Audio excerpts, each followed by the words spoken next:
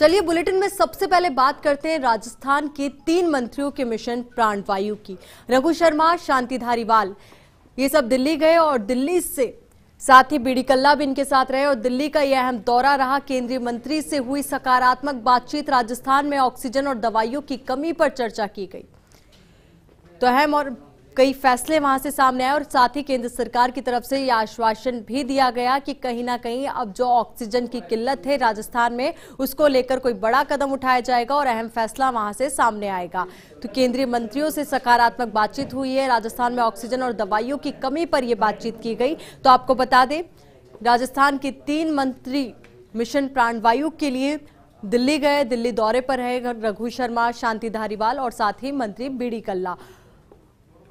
सकारात्मक बातचीत के बाद राजस्थान में ऑक्सीजन और दवाइयों की कमी पर हो सकता है कोई अहम फैसला सामने आए और साथ ही जिस तरीके से सकारात्मक बातचीत हुई है तो कोई सकारात्मक फैसला भी सामने आए और जल्द से जल्द जिस तरीके से राजस्थान में ऑक्सीजन की किल्लत है तो वही कोरोना के उपचार के लिए जो दवाइयां हैं उनकी भी किल्लत है, क्योंकि ये तस्वीर सबके सामने है कि राजस्थान में किस तरीके से कोरोना के जो आंकड़े हैं वो बढ़ते ही जा रहे हैं। तो ऐसे में राजस्थान सरकार के 3 मंत्री कल दिल्ली गए और दिल्ली में केंद्र सरकार के साथ बातचीत करने की कोशिश वहां पे की गई और सकारात्मक बातचीत भी हुई। तो आपको बता दें, रघु शर्मा, शांति धारीवाल और बीडी कल्ला ये 3 मंत्री जो सकारात्मक बातचीत के लिए और मिशन प्राणवायु के लिए कल दिल्ली गए।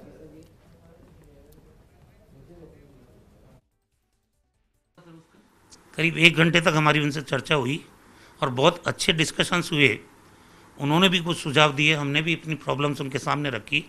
उन्होंने आश्वस्त किया है कि टैंकर की कमी राजस्थान में वो देखेंगे कैसे पूरी हो। बाकी उन्होंने जो सुझाव दिए हैं, हम मंत्री धारीवाल जी थे, बीडी कल्ला साहब थे, मैं था और हमारे ACS लेवल के अधिकारी सुधांशु पंत जी थे। उन सारे पॉइंट्स को हमने नोट किया। हम शाम को जयपुर जाएंगे और मुख्यमंत्री जी के साथ और हमारे दूसरे अधिकारियों के साथ चर्चा करेंगे कि हम आने वाले समय में ये जो संक्रमण है या महामारी है इसको देखते हुए आने वाले समय में हम कैसे हमारे हेल्थ इंफ्रास्ट्रक्चर को स्ट्रेंथन करें। कुछ आइडियाज़ उन्होंने भी दिए, कुछ हमने शेयर किए उनके साथ। तो कुछ आने वाले समय के लिए डिसीजंस लेने पड़ेंगे। अस्पताल की बात आ गई सर, इसमें 4 लोगों की मौत हुई है लापरवाही की वजह से। मुझे जानकारी में नहीं है, मैं अभी दिल्ली में हूँ, लेकिन मैं जयपुर जाऊँगा, पता करूँगा। गैर जिम्मेदारी अगर किसी ने की है तो उनके ये तो आपराधिक कृत्य है, सरकार कार्रवाई करेगी। इस तरह के अस्पताल जो भर्ती कर लें मरीजों को और उसके बाद हाथ खड़े कर देंगे तो बहुत शर्मनाक बात है।